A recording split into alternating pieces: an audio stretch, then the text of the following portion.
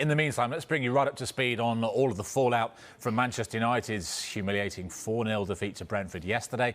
The players were back in for extra training today, and it seems Cristiano Ronaldo's future is under further scrutiny too, because Manchester United will have to consider terminating Ronaldo's contract if his attitude doesn't improve. He has cut a frustrated figure on the pitch, including during the defeat yesterday.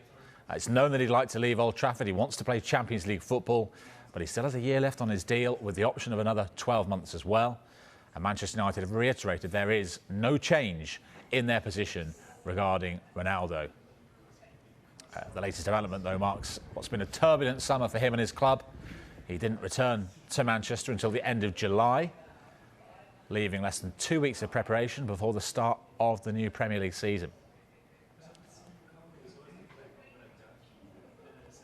He made his first pre-season appearance in a 1-1 draw with Rayo Vallecano, but he was pictured leaving Old Trafford at half-time. Ten Hag later described his behaviour as unacceptable. And his number 7 started the season on the bench. He did make a second-half appearance, but couldn't stop Ten Hag's side losing 2-1 at home to Brighton.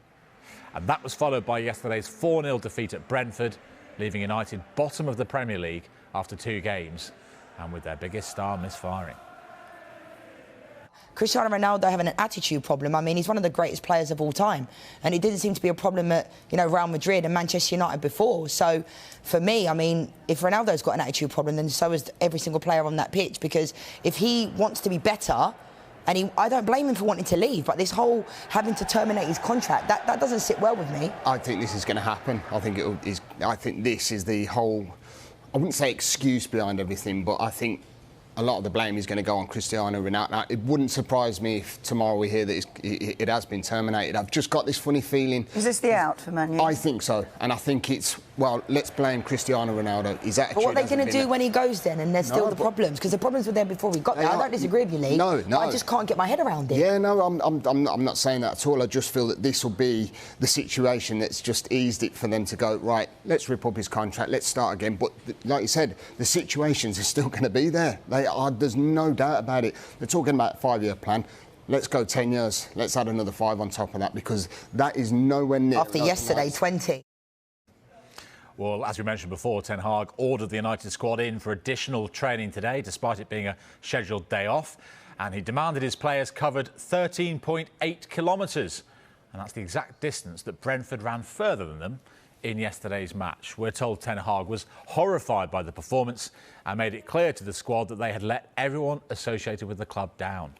The Glazers' focus, they won't particularly worry about results like that. The Glazers' focus is on money, payments in kind, leverage buyouts, and particularly the dividends that they take out of the club. And people say, they've invested £1 billion in players. Well, first, there's no strategy in terms of their buying, and the Glazers have to be coupled for that. You have to appoint the right people, and that involves then recruiting players who are on the way up. Not big names that the Glazers might have heard about on the way down. But they buy those sort of players because they know there is a market value in terms of shirt sales. Manchester United will get the shirt sales if they are doing well, but they should focus on young, hungry players. And that performance from Manchester United was a disgrace because there was no one fighting. In this very window, we've seen players decline the opportunity to go to Manchester United. We are seeing in real time Frankie de Jong saying, I don't want to go to Man United.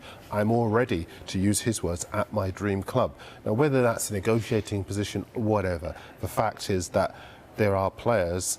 If you look around the top 6, there are other clubs that have signed the players they want to go into the season. United are still way behind the curve because players will not go there. Isn't that a longer-term problem? I agree with you, they do need better players, but if they won't come, what do they do? So can Manchester United bounce back in their next game, which happens to be Liverpool at Old Trafford? Liverpool have scored 9 goals on their last 2 visits. That is next week's Monday Night Football. That's August the 22nd, live on Sky Sports Premier League and Main Event 2.